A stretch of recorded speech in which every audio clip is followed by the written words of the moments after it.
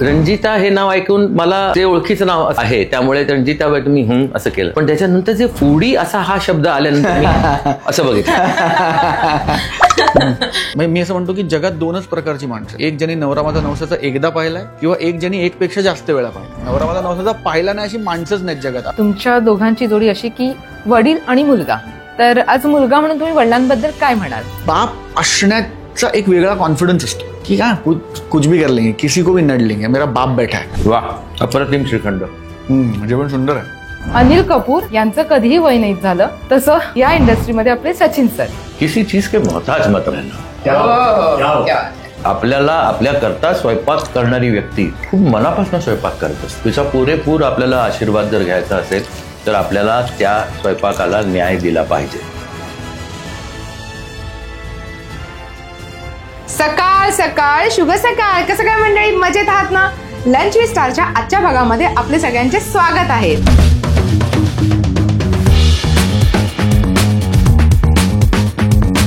आणि आपले आजचे पाहुणे कोण आहेत हे तुम्हाला सर्वांना तर माहीतच आहे. तर चला आपल्या पाहुण्यांचे स्वागत करूया. चला, नमस्कार.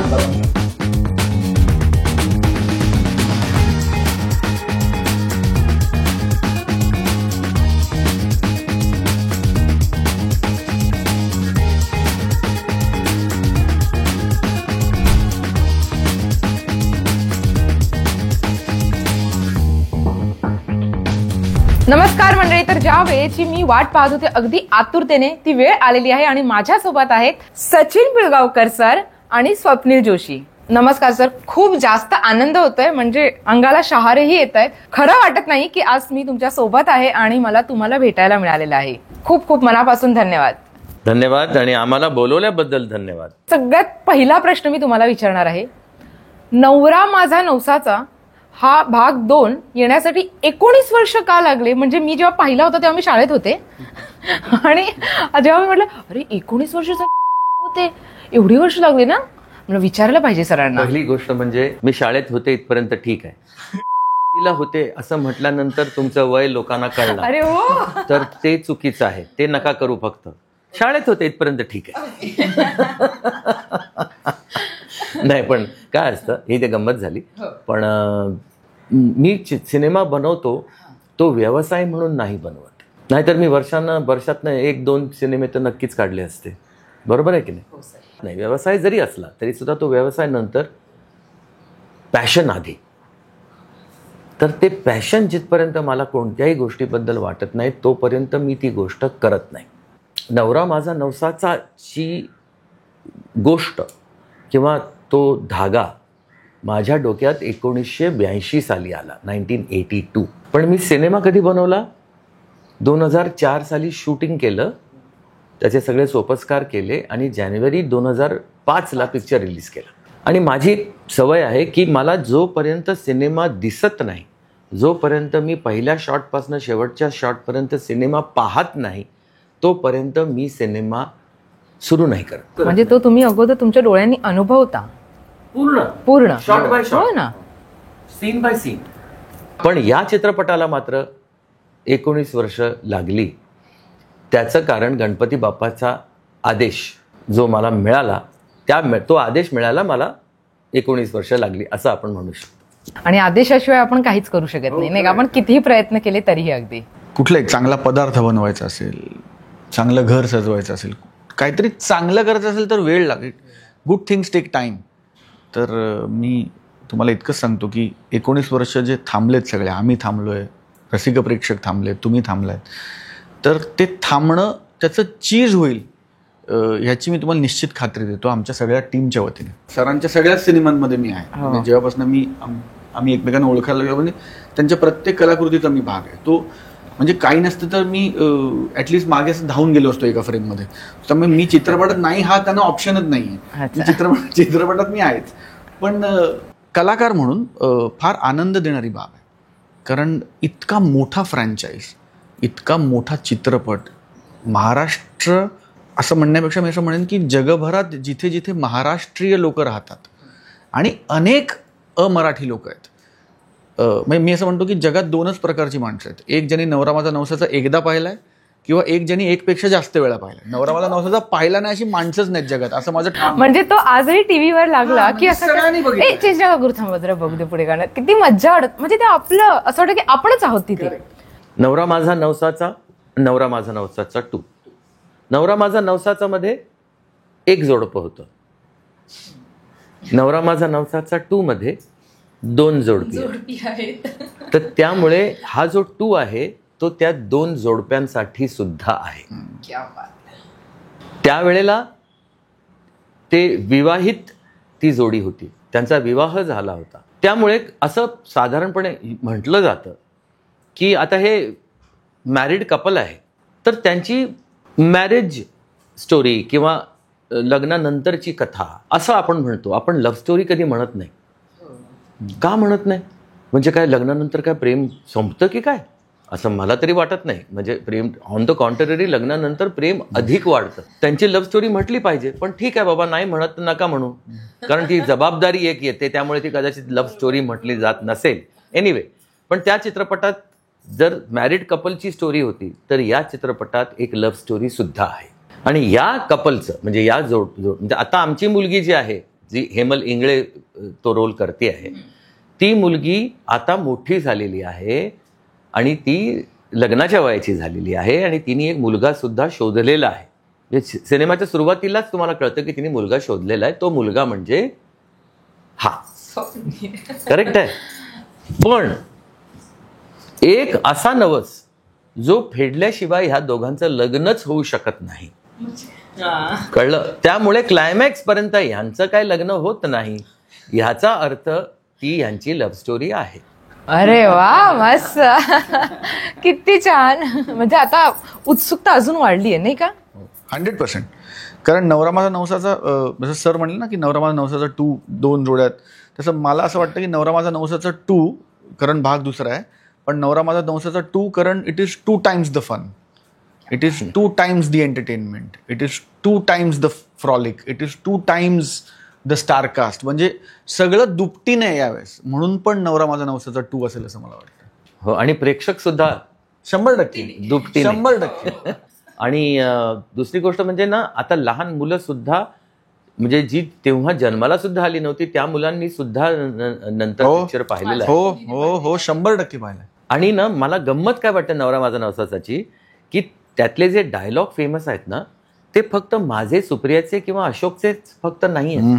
त्या चित्रपटात असलेले जे कॅरेक्टर्स आहेत, मग ती गरोदर असणारी सून, तिची ती सासू, मग तिने ते धक्का मारून त्या मुलाला बाजूला करणं, चल वा बाजूला वगैरे करून, लहान लहान मुलं ते डायलॉग सुद्धा पाठ करतात आणि बोलतात.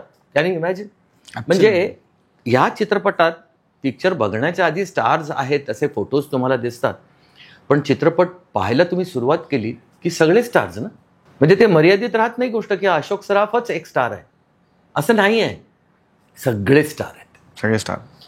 आणि आई बरोबर, बहिणी बरोबर, मुली बरोबर, बायको बरोबर बसून हा चित्रपट तुम्ही पाहू शकता. असा चित्रपट बनवण्याचा आम्ही प्रयत्न करतो नेहमी. असे तर खूप सारे प्रश्न माझ्या मनामध्ये आहेत. हळूहळू एकेका प्रश्नाची आपल्याला उत्तरं मिळत जाणार आहेत. पण आपण थोडासा ब्रेक घेऊया नाही का, कारण भूक लागली असेल, जेवणाची वेळ झालेली आहे. तर मला असं वाटतं की लंच विथ स्टार म्हटल्यानंतर थोडासा जेवता जेवता गप्पा केल्या तर आपण अर्थात भूक सुद्धा लागलेली आहे.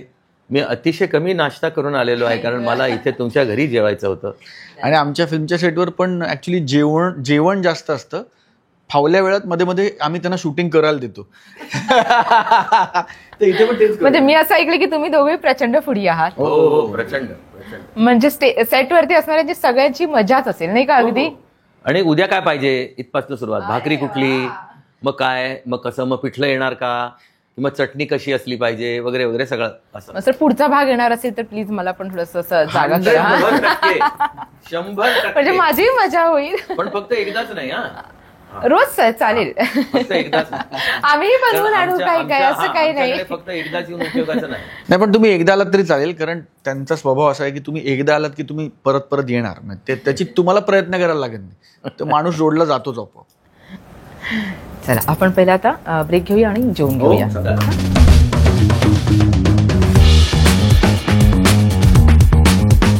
वा वा.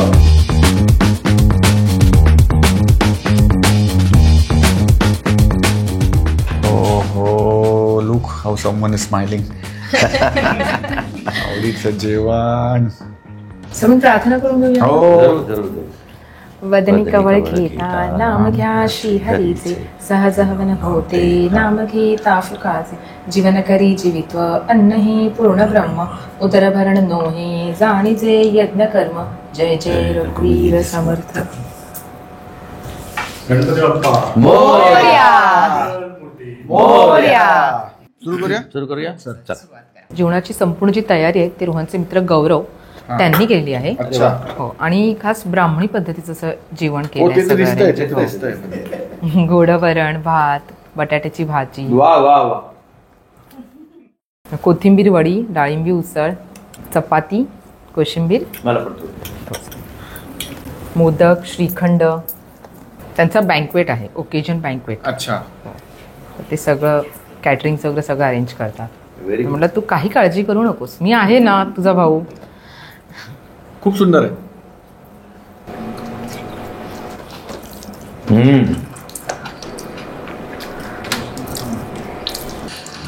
तुमच्या लक्षात येईल की जेवण सुरू झालं की आपोआप गप्पा कमी होतात. म्हणून मी म्हटलं थोडंसं अगोदर गरम गरम जेवण आधी जेवू दे, त्यानंतर आपण पुढच्या गप्पा करूयात, नाही का?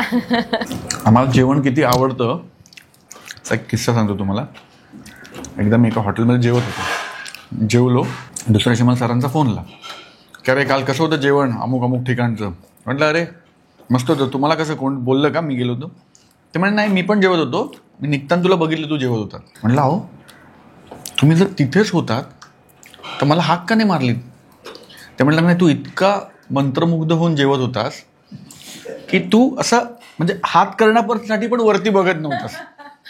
आणि तुला बघून मला इतकं छान वाटलं. आणि ते पण फूडी असल्यामुळे ते म्हटलं की नाही मला कळलं की आत्ता ह्याला डिस्टर्ब नाही करता का, त्यामुळे मी तुला हाक न मारता गेलो म्हणून.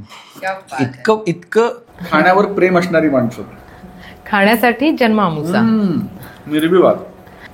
आज सुप्रियताईंना खूप मिस करतोय. म्हणजे मला अशी इच्छा होती की ताई पण असायला हव्या होत्या.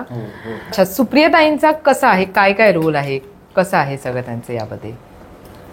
दोन जोडपी आहेत जसं सर म्हणले तसं. आणि सर आणि सुप्रियताई इथून गोष्ट सुरू झाली नवरा माझा नवसाची.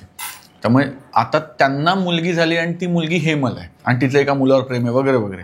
पण हे दोघे त्याच्या काय म्हणतात केंद्रस्थानी आहेत, कारण त्यांच्या परिवाराची गोष्ट आहे ती. त्या परिवारात तो मुलगा येतोय किंवा येऊ शकतोय, नाही येऊ शकत आहे ही गोष्ट आहे, पण बेसिकली त्यांच्या फॅमिलीची फिल्म. मुलगी जी आहे ती घेतो आधी पोळी संपवतो. ना मुलगी जी आहे ती आईवर गेलेली आहे कम्प्लिटली. आईचे सगळे गुण तिच्यात आलेले आहेत.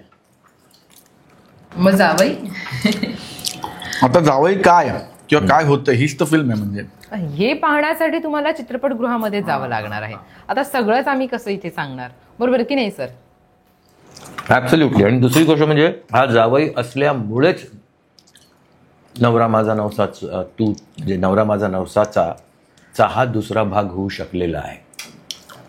कारण फक्त मुलगी नाही तर जावई जो आहे तो काय आहे, तो काय करतो, तो कसा आहे, काय करावं लागणार आहे असंही काही असेल. असंही काय असू शकेल. असू शकतं. वा, अप्रतिम श्रीखंड. जेवण सुंदर आहे. सर तुम्हाला काय पाडू? मी सांगतो. भाजी तुम्हाला? नाही मी सांगणार, लागलं तर सांगतो, मी लाजणार नाही अजिबात. सर पहिल्या भागामध्ये आपण पाहिलं की अशोक मामा हे कंडक्टर होते आणि तर दुसऱ्या भागामध्ये TC आहेत. मग हे काय गुड आहे ह्याच्यामध्ये? थोडंसं आपल्याला असं कळेल का, उलगडेल का हे थोडंसं? भाग 2 जरी करत असलो तरी हा बेसिकली एक फ्रँचाईज आहे. आणि तो फ्रँचाईज म्हणून आपण पुढे नेतोय. फ्रँचाईज म्हणजे काय, जर उलगडून सांगितलं तर तुम्हाला जास्त लवकर आणि सोपं कळेल. मुन्नाभाई MBBS नावाचा पिक्चर होता, त्याच्यानंतर लगे रहो मुन्नाभाई नावाचा, तो त्यांनी फ्रँचाईज यूज केला, एक सिक्वल केला. तर त्या सिक्वलमध्ये मग पहिल्या पिक्चरमध्ये ती हिरोईन त्याच्याबरोबर वेगळी होती, दुसऱ्या पिक्चरमध्ये वेगळी आली. तुमच्या बमन इराणींनी पण वेगळा रोल पहिल्या पिक्चरमध्ये केला होता, दुसऱ्या पिक्चरमध्ये तो होता पण रोल डिफरंट होता. त्यामुळे लिमिटेशन्स राहत नाहीत. या चित्रपटात, पूर्वीच्या चित्रपटातली ही 2 कॅरेक्टर्स मेन, एक वॅकी आणि एक भक्ती. बॅकी. वॅकी भक्ती असल्याशिवाय आपण दुसरा भाग काढूच नाही शकत. पण आता त्याला अजून जास्त त्याच्यात रंगत अजून जास्त आणण्याकरता आपण तेच चांगले ॲक्टर पुन्हा घेतो, पण वेगळ्या रोलमध्ये घेतो. तसंच या पिक्चरमध्ये अशोक सराफ आहेत, पण ते वेगळ्या रोलमध्ये आहेत. निर्मिती सावंत आहेत, पण ती वेगळ्या रोलमध्ये आहे. वैभव मांगले आहे, पण तो वेगळ्या रोलमध्ये आहे. संतोष पवार पण आहे. सगळे नाही येऊ शकले कारण लिमिटेशन्स होतात ना कॅरेक्टर्सच्या. तुमच्या त्या 2 बायका, प्रदीप पटवर्धनच्या 2 बायका, त्या दोघी आहेत, एकत्र आहेत, पण वेगळे रोल्स आहेत. सर, आपल्या पहिल्या भागामध्ये बरेच असे कॅमिओज होते, जसे सोनू निगम वगैरे, तर या भागामध्ये आहेत का? या भागामध्ये सुरुवातीला एका सीन करता अली असगर आहे, जो त्या पिक्चरमध्ये पण होता. असा एक कलावंत आहे जो त्या पिक्चरमध्ये नव्हता आणि त्याची भरपूर इच्छा होती या चित्रपटात काम करायची. तो म्हणजे सिद्धार्थ जाधव. त्यांनी अगदी प्रेमाने लोटांगण घालून हा रोल घेतलेला आहे. त्यांचं म्हणणं आहे की आम्ही कोणत्याही हिंदी चित्रपटातल्या सुपरस्टारला बघून इंडस्ट्रीमध्ये नाही आलो. अशोक मामा, लक्षा, मी, त्यामुळे तुम्हा लोकांना बघून आम्ही इंडस्ट्रीमध्ये आलो. तर आमच्याकरता तुम्ही स्टार आहात. जे आहेत मोठे आम्ही त्यांना मानू, आम्ही त्यांना वंदन करू, पण वाकून नमस्कार तुम्हाला करणार. कळलं? हा फरक आहे. सर, मला अजून एक असं विचारायचं की आपल्या चित्रपटामध्ये नेहमीच नवोदितांना संधी देता, मग या चित्रपटामध्ये अजून कोणाला संधी मिळालेली आहे? 2 आहेत, पण ते ॲक्टर नाही आहेत. कारण माझ्या गेल्या पिक्चरमध्ये मी हेमल इंगळेला इंट्रोड्यूस केलं होतं, जी आता या पिक्चरची हिरोईन आहे. करेक्ट आहे? जसं गेल्या पिक्चरमध्ये, गेल्या नवरा माझा नवसाचामध्ये आपण एक नवीन म्युझिक डायरेक्टर इंट्रोड्यूस केला होता, संगीतकार जितेंद्र कुलकर्णी. त्याचंच गाणं होतं ते हिरवा निसर्ग. तर या पिक्चरमध्ये त्याचीही 2 गाणी आहेत, पण एक नवा संगीतकार सुद्धा आपण इंट्रोड्यूस करतोय, रविराज कोलथरकर म्हणून. तो त्याचं पदार्पण आहे संगीतकार म्हणून. त्याचबरोबर गेल्या पिक्चरमध्ये जो आमचा कला दिग्दर्शक होता संतोष पोटाणे, त्याच्या मुलाला या चित्रपटात मी कला दिग्दर्शक म्हणून इंट्रोड्यूस करतो. ही 2 महत्त्वाची मुलं आहेत ज्यांना मी आपल्या इंडस्ट्रीमध्ये आणतोय, त्यांना पुढं जाण्याकरता. गाण्याचा ऑडिओ व्हिडिओ दोन्ही अवेलेबल आहे, म्हणजे सगळ्या लिडिंग म्युझिक प्लॅटफॉर्मवर हे गाणं आहे. फार कमाल गाणं आहे.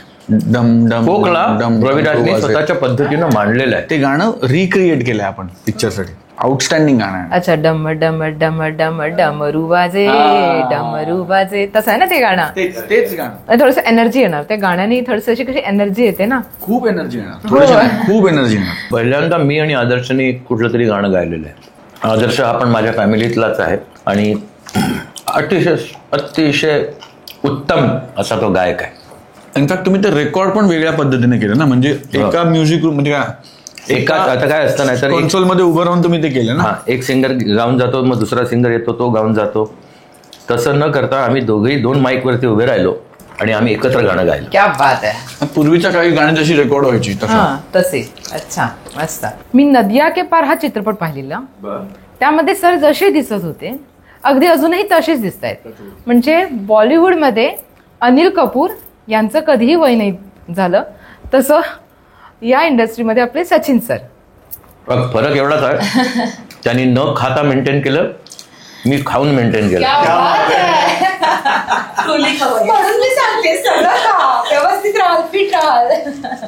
किसी चीज के मोहताज मत रहना. जेवण आणि आपल्याला आपल्या करता स्वयंपाक करणारी व्यक्ती खूप मनापासून स्वयंपाक करत असते. तिचा पुरेपूर आपल्याला आशीर्वाद जर घ्यायचा असेल तर आपल्याला त्या स्वयंपाकाला न्याय दिला पाहिजे, जसं आम्ही आता ह्या स्वयंपाकाला देतोय. हो, आणि देत राहणार. सरांचं फिटनेसचा राज हा तुम्हाला कळालेला आहे की सर अजूनही जशीच्या तसे का दिसत आहे. तर खात राहा, स्वस्त राहा आणि मस्त राहा. सर, आपल्या चित्रपटाची तारीख काय आहे? 20 सप्टेंबर 2024. सगळ्यांनी कुटुंबात सोबत जायचं आहे हा चित्रपट पाहायला. सर एखादा किस्सा सांगा ना या चित्रपटामधला. अनेक किस्से आहेत. मला आवर्जून असं वाटतं की ते जे गणपतीचं गाणं आहे जे आता खूप गाजतंय आणि खूप वाचतंय ते गाणं तर आता आहेच, पण अजून एक गाणं आहे जे खूप इंटरेस्टिंग गाणं आहे. तेही गाणं म्हणजे आता आलं आहे, तेही तुम्ही ऐकताय, तेही आता पॉप्युलर होऊ लागले. तर हे जसं सर मगाशी म्हणे ना की आम्ही खूप मिडल क्लास माणसं आहोत आणि आम्ही आपल्या मराठी मातीला जोडलेली किंवा आपल्याशी कनेक्टेड असलेल्या फॅमिलीजमधली माणसं आहोत आपण सगळेच. तर मला अजूनही आठवतं सरांच्या डोक्यात एक गाणं आलं होतं आणि सर असं म्हणलं होते की अरे आपल्याकडे ना सुपारी फोडण्याचा कार्यक्रम होता. लग्न ठरतं तर सुपारी फोडते, साखरपुडा, ज्याला कुठे साखरपुडा म्हणतात, ज्याला सुपारी फुटणं म्हणतात. त्याच्यासाठी डेडिकेटेड गाणं नाही आपल्याकडे. सुपारी फुटण्याचं गाणं नाही, तर तसं गाणं करायचं मला. आणि आम्ही सगळ्याचा विचार करत होतो की म्हणजे काय होणार, म्हणजे काय होणार. आणि त्यांनी ते गाणं गेलं सरांनी, त्यांनी करून घेतलं टीमकडनं, पण तो त्यांचा थॉट होता. ते गाणं इतकं कमाल आहे, इतकं आणि मला असं वाटतं की इथून पुढे जसं कोणीतरी येणारं गा आयकॉनिक आहे, डोहाळ जेवणाला आयकॉनिक गाणं आहे ना. म्हणजे आता तुम्ही तो समारंभ इमॅजिनच करू शकत नाही त्या गाण्याशिवाय, इतकं ते गाणं त्याच्याशी जोडलं गेलंय. तसं मला असं वाटतं की इथून पुढे जेव्हा जेव्हा साखरपुड्याचे कार्यक्रम होतील, समारंभ होतील, सुपारी फुटण्याचा योग येईल, तेव्हा तेव्हा हे गाणं महाराष्ट्रात वाजणार. वैभव जोशींनी गाणं लिहिलेलं आहे आणि जितेंद्र कुलकर्णींनी ते संगीतबद्ध केलेलं आहे आणि सोनू निगमनी आणि जानवी प्रभू अरोरा या दोघांनी ते गायलेलं आहे. तर त्याचा किस्सा म्हणजे मी तुम्हाला सांगण्याचा लावले, तुम्ही विचारलं काही गमतीशीर किस्सा म्हणून मी नाही ठीक आहे म्हणून मी तुम्हाला ते सांगितलं की त्याचा किस्सा असा की आम्ही सगळे ते गाणं 2-3 दिवस शूट करत होतो. दीपाली विचारे यांनी ते कोरिओग्राफ केलं आहे गाणं. तर त्या गाण्याच्या शूटला आम्ही सगळे आम्ही तालमी गेलो होत्या 6-6, 7-7 दिवस आणि आम्ही रिहर्सल करून ह्यानी आणि हेमलनी म्हणजे कारण आमचं गाणं आहे ते प्रामुख्याने. आणि त्याच्यात एक पोर्शन आहे जिथे सर पण नाचतात, एक पोर्शन आहे तो. आणि तर ते ऑब्व्हियसली ते 50 गोष्टी करत होते कारण दिग्दर्शन करतायत, प्रोड्युसर आहेत. तर ही हॅड नो टाईम. त्यांच्यातल्या अभिनेत्याला खूप कमी वेळ मिळाला या चित्रपटात, असं मी त्यांना आवर्जून नेहमी सांगतो की त्यांच्यातल्या ॲक्टरला त्यांनी नेहमी मागे ठेवलं आहे पिक्चरमध्ये. तर तेव्हा ना मला तो किस्सा आठवतोय की आम्ही ना काहीतरी कोरिओग्राफर म्हणजे दीपाली ताईंनी स्टेप बदलली आणि ती म्हणजे की नाही हे ऐक ना हा अँगल असा आणि जिमी अशी वगैरे, तर आपण असं करूया. तर आमचं झालं की अरे आता ती नवीन स्टेप शिका, आता ती बसवा, ती करा. आणि हे आले, हे म्हणले हां ती काय स्टेप आहे दाखव, दीपाली दाखव. ती म्हणली सर मी ती थोडी स्टेप चेंज केली, आपण त्यात जिमी लागले तर असं. आणि आम्ही माझा आणि हेमलचा असा कंप्लेंटचा सूर त्यांच्याकडे लागणार होता की ह्याला काय अर्थ आहे सर, एवढं रिहर्सल करून स्टेप चेंज होणार कसं, सांगा ना वगैरे. ते म्हणले हां ठीक आहे, हां बघू एकदा बघू. म्हणते 30 सेकंदात ते म्हणले हां चल करूया. तर आमचं झालं की ह्यांना माहिती नव्हती स्टेप, हे आता कसं सांगणार की सर ही स्टेप कठीण आहे येणार नाही वगैरे, आता सांगूच शकत नाही कारण त्यांनीच केली आणि 30 सेकंदात गेली. बरं असं पण नाही.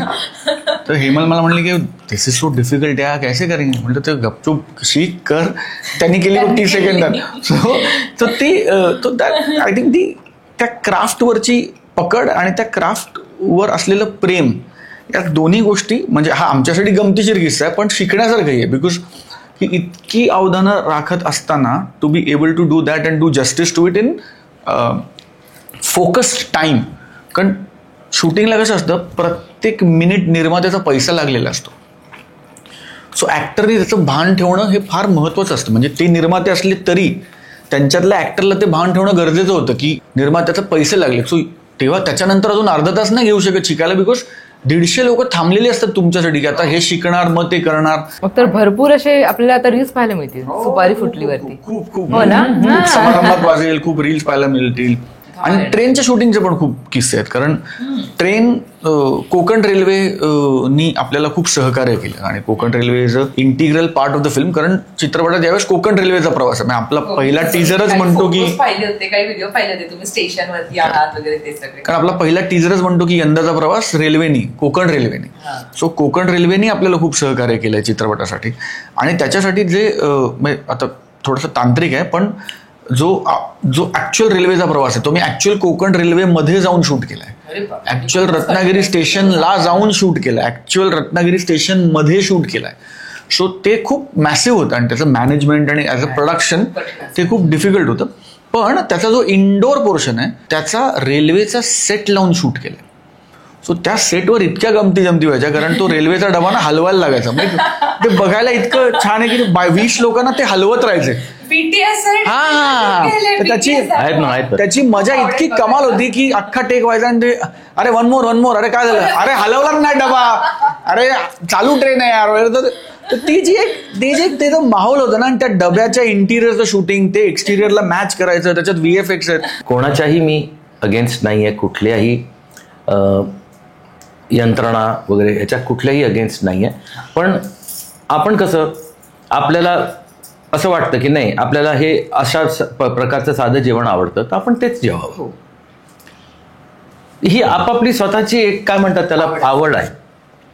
तशी माझी आवड आहे की मी निर्माता आहे, दिग्दर्शक आहे, कलावंत पण आहे.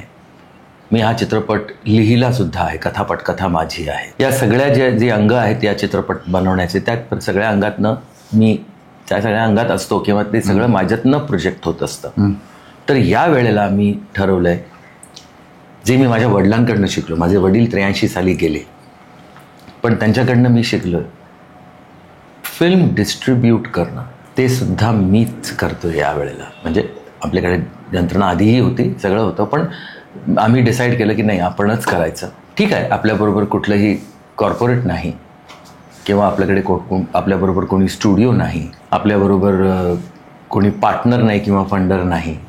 मग आपल्याबरोबर काय, आपली फॅमिली आणि आपला ऑडियन्स आणि गणपती बाप्पा. आणि तो तर पहिल्यांदा त्याच्यामुळे आपण आहोत. बरोबर, गणपती बाप्पामुळे आपण आहोत. त्यांनी आदेश केल्याशिवाय तर पिक्चर आपण बनवूच नाही. मग डिस्ट्रीब्युशन कोण करते? त्या कंपनीचं नाव सांगा बरं. त्या कंपनीचं नाव आहे सुश्रिया चित्र डिस्ट्रीब्युशन. सुश्रिया चित्र डिस्ट्रीब्युशन ते करतोय. त्यामुळे मी स्वतःला मी एकटा आहे असं म्हणूच शकत नाही. सर कसं वाटलं जेवण? अप्रतिम. मी फक्त मिस केलं आमच्या घरच्यांना. आणि आमच्या घरी पण सगळे खवय्ये आहेत, ह्याच्या घरी पण सगळे खवय्ये आहेत. मुलं कशी खवय्ये आहेत का दोन्ही? हो, मुलं खवय्ये. मायरा राघव खूप आवडतं. आवडतं, खूप आवडतं. राघवला सरप्राइझिंगली खूप घरचं आवडतं. बर, व्हेरी सरप्राइझिंग. अच्छा. माझा मुलगा मला बाहेर, पण मायरा फुल हॉटेलवाली, म्हणजे चमचमी तिकडचं. आणि हे पण जेवण अप्रतिम होतं. आम्ही जे मनापासून खाल्लं ते तुम्ही पण पाहिलं असेल, लोकांनी पण पाहिलं असेल. त्यामुळे काय गप्पांचा ओघ कमी झाला. थांबून गप्पा झालं. सर, तुमच्या दोघांची जोडी अशी की वडील आणि मुलगा. तर आज मुलगा म्हणून तुम्ही वडिलांबद्दल काय म्हणाल? मी काय म्हणू, मला मनापासून असं वाटतं की ते मला वडिलांसारखे आहेत. हे माझ्यासाठी खूप भाग्याची गोष्ट आहे. कारण अनेकांना वाटतं की ते वडिलांच्या स्थानी आहेत. हजारो लाखो लोकांना वाटतं, पण ते प्रत्येकाला म्हणत नाहीत की हा माझा मुलगा आहे. सो माझ्यासाठी तर circle completes when he says की हा मला मुलासारखा आहे.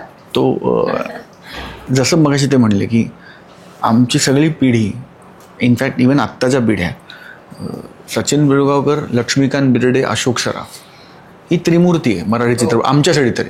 त्याच्या आधी अनेक दिग्गज होऊन गेले, नंतरही अनेक होतील, पण आम्ही पाहिलेले ही 3 माणसं आहेत. तर 3 आयकन्स आहेत. आणि ही 3 माझ्यासाठी विचारलं की कोणतं, ही 3 लोक आहेत. तर त्यातल्या सचिनजींबरोबर खूप आधीपासून काम करण्याची संधी मिळाली. आणि कधी आमच्या कामाचं रूपांतर या नात्यामध्ये झालं मला कळलं नाही. आणि हे त्यांचं कौतुक आहे, माझं नाही. माझ्यासाठी काय घेता किती काय देशील दो, काय देता किती घेशील दो कराने, तसं आहे ते.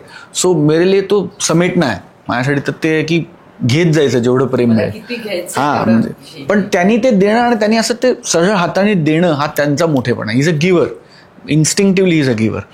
आणि खूप सिक्युअर वाटतं. त्यामुळे एक वेगळ्या प्रकारची ऊर्जा मिळते. असं असतं ना की मेरा बाप बैठा आहे, त्याची वेगळी ताकद असते. आईचं माया, आईचं प्रेम खूप महत्त्वाचं असतं, पण बापाची ना एक अनसेड ताकद असते जी मुलांच्या मागे कायम असते. बाप असण्याचा एक वेगळा कॉन्फिडन्स असतो की हा कुछ भी कर लेंगे, किसी को भी नड लेंगे, मेरा बाप बैठा आहे असं म्हणतो ना आपण. तर तो बाप असण्याचा कॉन्फिडन्स मिळतो सरांमुळे. सो मला असं वाटतं की माणूस म्हणून I am just extremely blessed, की म्हणजे खूपच औपचारिक आहे मला हे असं बोलणं, because he knows what I mean. पण माझ्यासाठी खूप आनंदाची, अभिमानाची आणि नशिबाची गोष्ट मानतो मी, की कारण हे नसीब से आता है. असे ब्लेसिंग्स तुम्ही मिळवू नाही शकत, मागू नाही शकत. तो आशीर्वाद किंवा ती कृपा लागते तुमच्यावर, असं मला मनापासून वाटतं. आणि I am indebted to him for life and I will always be for that, for all the love that he is given me and he keeps giving me. मी तुम्हाला सांगतो, नवरा माझा नवसाचा 2 आणि मी ह्या आधी बनवलेले चित्रपट, ह्याच्यात काय फरक आहे? चित्रपट हे वेगवेगळेच असतात. नवरा माझा नवसाचा पहिला चित्रपट, त्याच्यानंतर भाग 2, पण त्याच्यामध्ये पण तुम्हाला फरक तर जाणवणारच कुठल्याही परिस्थितीत. पण मला वैयक्तिकरित्या एक बाप म्हणून काय वाटलं हा चित्रपट बनवताना, किंवा हा आता रिलीज आपण होऊ घातलेला आहे, तर त्याबद्दलचा माझा एक्सपिरियन्स जो निर्माता, दिग्दर्शक, कलावंत, लेखक म्हणून नाही, तर एक बाप म्हणून काय आहे हे पण मला सांगावं असं वाटतंय. की या आधीचे मी पिक्चर्स बनवले ना, तेव्हा मी सगळ्यांच्या बरोबर होतो, पण या पिक्चरमध्ये माझी मुलं माझ्या बरोबर आहेत. हा एक फार मोठा फरक माझ्या आयुष्यात मला जाणवलेला आहे हा चित्रपट बनवत असताना. म्हणजे जसा हा माझा मुलगा आहे, तसा अली असगर पण माझा मुलगाच आहे. तो मोठा आहे, हा छोटा आहे. तो आईवर गेलाय, हा बापावर गेलाय. स्वभावाने कळलं तुम्हाला? मग तो सुप्रियाताईंसारखा जास्त आहे, मी सरांसारखा जास्त आहे असं. हा, ही दोघं तर आहेत, पण त्याचबरोबर आदर्श शिंदेनी सुद्धा ज्या प्रकारे माझी साथ दिली, म्हणजे त्याच्याकरता त्याला काही चित्रपटात गाणं गायलाच पाहिजे असं काही नाही. ही एक फॉर्मॅलिटी आहे ज्याला आपण गाणं असं म्हणतो. ही एक तो जे नेहमी करतो त्यातली एक गोष्ट आहे, पण त्याच्या मागचं प्रेम, त्याच्या मागची आत्मीयता, ते मला भरपूर ताकद देऊन जातं. स्वप्नीलचं बाजूला उभं राहणं, की काय मला सांग, मी करतो, तुम्ही तुमचं काम करा, कामात बिझी राहा, मी बघतो हे म्हणणं.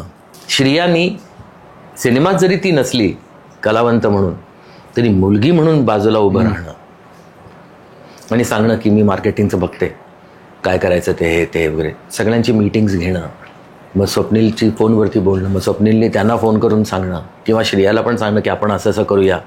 ह्या सगळ्या गोष्टी मी काम करत असताना, माझं बॅकग्राऊंड म्युझिक करत असताना, माझं DIचं चेकिंग करत असताना, माझ्या ह्या सगळ्या गोष्टी करत असताना हे सगळं चालू असतं. हे जे पूर्णपणे माझ्यासमोर नसतं होत, पण ते होत असतं. हा केवढा मोठा सपोर्ट आहे. आणि हा एक्सपिरियन्स मला या चित्रपटामध्ये मिळालेला आहे. आणि मी स्वतःला भाग्यवान समजतो की मला हा एक्सपिरियन्स आहे. थोडासा इमोशनल झालो आहे, बट ही खरी गोष्ट आहे. मी खरं तर पुढचा प्रश्न मी हाच विचारणार होती की तुम्ही तुमच्या मुलाबद्दल काय बोलाल 2 शब्द, पण मी विचारायच्या आधीच तुम्ही सगळं मांडलेलं आहे आणि आता हे तुमच्या डोळ्यांमध्ये खरंच दिसतंय.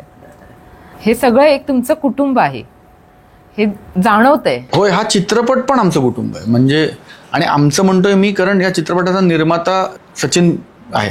सचिन पिळ असं म्हणत नाही, आपण सचिन म्हणतो. हो. पण या चित्रपटाशी निगडीत प्रत्येकाला हा चित्रपट असं वाटतं की मी बनवलाय, हा माझा सिनेमा, इन्क्लुडिंग दी ऑडियन्स. हे यश आहे चित्रपटाचं असं मला वाटतं. म्हणजे जे चित्रपटाच्या मागे 100-150 लोक काम करतात, त्या प्रत्येकाला असं वाटतं की मेरी पिक्चर आहे, काय करू शकतो, अजून बेटर कशी करू शकतो. म्हणजे मला वाटणं किंवा श्रेयाला वाटणं किंवा अल्ला वाटणं हे गिवन आहे.